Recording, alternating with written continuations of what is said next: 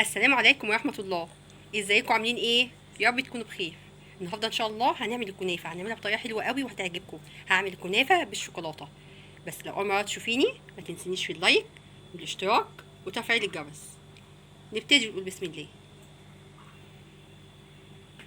طيب اول حاجة انا هعمل الشربات اللي هحطه على الكنافة بتاعتي.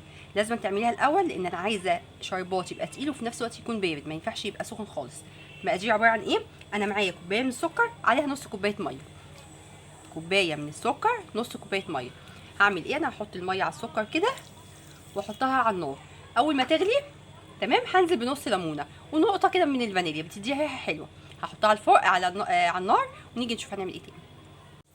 دلوقتي انا معايا الكنافه اللي هعملها عباره عن ايه. انا معايا ربع كيلو من الكنافه، كنت حطاها في الفريزر. انا مش عايزاها تضربيها في الكبه او عايزاها ناعمه، انا عايزاها شعيراتها تبقى يعني مثلا حتت صغيره بس مش صغيره جدا. انا عايزاها بالكوب ده كده، مش عايزاها تبقى رفيعه زي ما بنعمل صينيه الكنافه العاديه. انا معايا ربع كيلو من الكنافه، المقادير بتاعتي الاول عشان ما انساهاش. ومعايا نص كوبايه من الزبده او السمنه اللي موجوده عندك، بس اهم حاجه نوع السمنه تبقى كويس، يعني سمنه بلدي او الزبده تبقى طبيعي كده. يعني كل ما تبقى نوعيه الزبده او السمنه كويس كل ما الصينيه بتاعتك هتبقى حلوه. وهاخد معلقتين من السكر البودر. انا هجيب السمنه بتاعتي كده زي ما قلنا وهبدا اقطعها حتت كبيره شويه، انا مش عايزاها صغير. اهو كده كده افردها من بعض، افرديها كده وقطعيها بالشكل ده كده، حلو قوي. تمام. هعمل ايه؟ انا هاخد كده معلقتين من السكر البودر. بسم الله. وعندك لو عندك سكر حبيبات ناعمه شويه ممكن تحطيه عادي، مفيش مشكله خالص على فكره برضه لو ما عندكيش البودر كده. وهنزل بالسمنه بتاعتي او الزبده بقى اللي موجود عندك، مش مشكله كده. بسم الله. وهمسك بقى كل الكلام ده كده، هادعك الكنافه بتاعتي، اغلغلها كل السمنه فيها والسكر اهو كده بالشكل ده. خلاص كده انا الكنافه بتاعتي شربت او شربت لها كل السمنه والسكر اللي كانوا موجودين اهو كده. تمام قوي. هعمل ايه؟ انا عندي بقى اي صينيه عندك موجوده. انا عندي صينيه الطرف دي فهستعملها، ما عندكيش مش مشكله، عندك صينيه البيتزا تمام، اي صينيه موجوده هتمشي بيها. انا هدهنها بس بشويه كده من الزبده عشان ايه تبقى سهله برده بالنسبه لي وما تلزقش اهو كده. تمام. وهجيب بقى ايه الكنافه بتاعتي كده بسم الله وهفردها في الصينيه.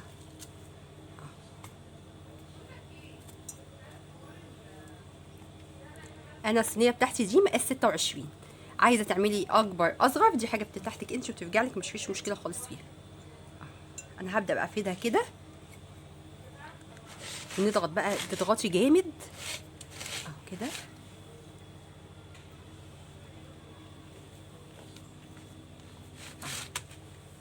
انا حطيت كده ايه كل كميه الكنافه بتاعتي. تمام. هعمل ايه بقى؟ بكل قوه كده تحاولي ايه اضغطي جامد، عايزه تضغطيها بكوبايه براحتك انت بقى الطريقه اللي تعجبك كده. ممكن على فكره لو عندك هراسه البطاطس هتبقى حلوه قوي برده كده.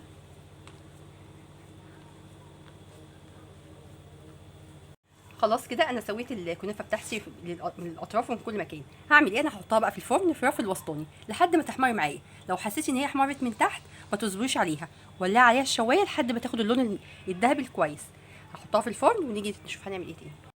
خلاص كده انا الكنافه بتاعتي استوت وبقت زي الفل. مجرد ان انا لقيتها احمرت من تحت ولعت عليها الشوايه.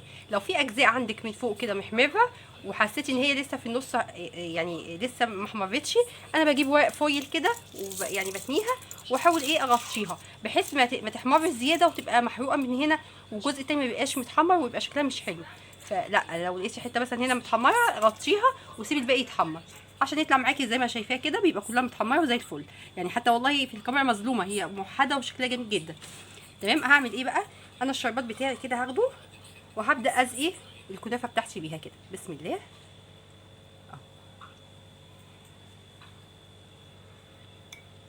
طبعا وانا حطاها في الفرن الصينيه علشان انا الصينيه بتاعتي دي بتتفتح، فحطيت تحتيها صينيه يعني عشان لو اي حاجه هي ما فيش حاجه وقعت منها، بس برضو ممكن سمنه بتاع اي حاجه ما تاثرش على الكنافه بتاعتي. فحطيت صينيه تحت الصينيه دي اهو كده. نبدا نزقي بقى ايه، نزقيها بالشربات التقيل بتاعنا اهو كده. كده تمام قوي. طيب انا هعمل ايه، هبدا اسيبها تشرب العسل بتاعها خالص، مش هعمل فيها اي حاجه، ونبدا نعمل الكريمه بتاعتنا.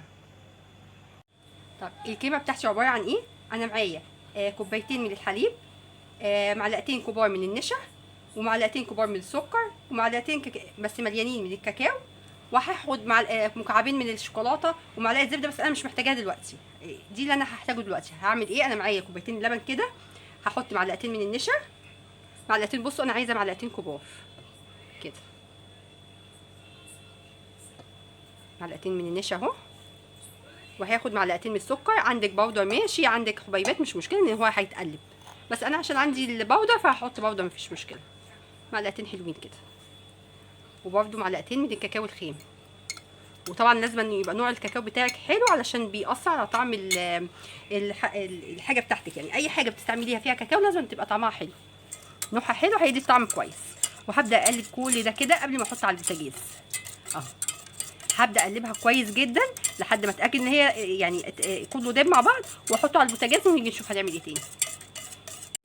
خلاص كده انا طبعا بعد ما حسيت ان المكونات كلها دابت، خدتها على النار كده وقعدت اقلب فيها لحد ما حسيت، بصوا بدات ايه تتقل معايا كده. اهم حاجه ان العين بتاعتك تبقى متوسطه، ما تبقاش عاليه.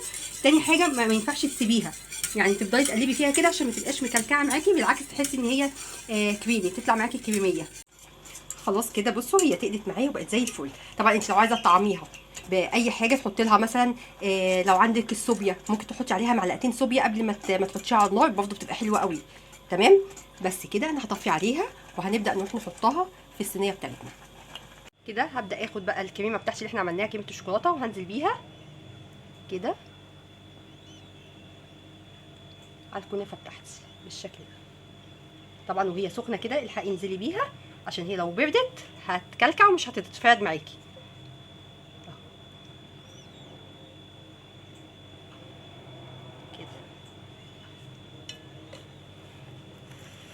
هي دلوقتي بصوا سهله في الفرد ازاي، لان هي كريميه خالص.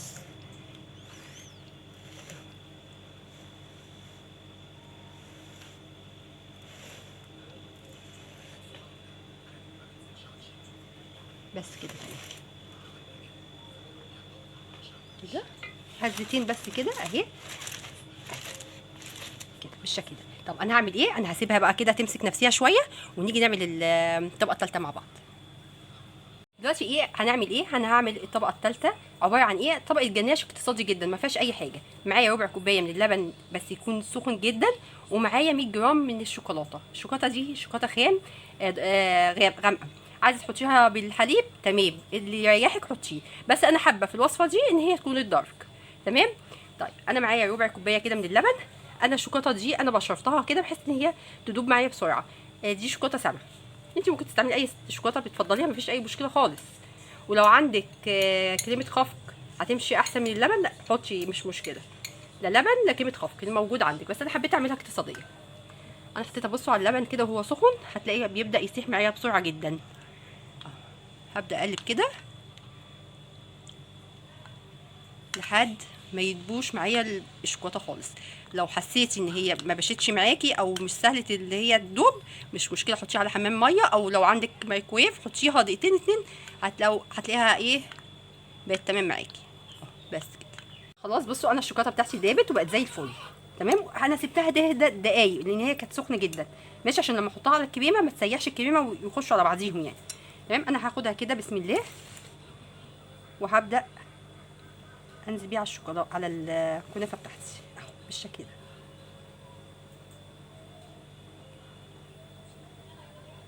قد ايه بصوا جميله جميله جميله، هتعجبكم قوي. خلاص كده بعد ما فتحها، الخطوه اللي جايه دي بتاعتك، عايزه تسيبيها بالشكل ده، هي دي جميله جدا ومش محتاجه اي حاجه. عندك بقى شويه مكسرات زوقيها، عندك شوكولاته بيضه عايزه تعمليها مثلا بخطوط وتبداي تعملي لها شكل فيها جميله وما فيهاش حاجه، اللي انت عايزاه كله اعمليه.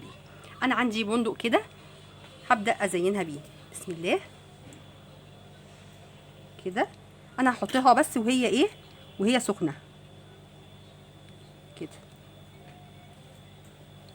بالشكل ده كده. ومعايا اصناف بقى من البندق برضو، بس ده مقشراه وطبعا محمصاه.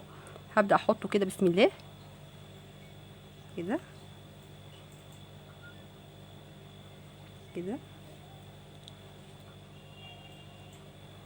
بالراحه كده وانا بحطها، لان ايه ما ينغرسش لجوه، وفي نفس الوقت لو حطيتيها وهي بارده مش هتمسك فيها كده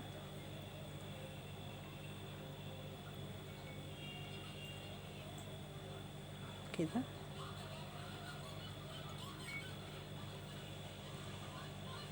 تمام قوي كده، مش مشكله. بس كده تمام. خلاص كده انا الصينيه بتاعتي خلصت. بصوا قد ايه هي جميله، وكل حاجه فيها صراحه حلوه، وان شاء الله هتعجبكم.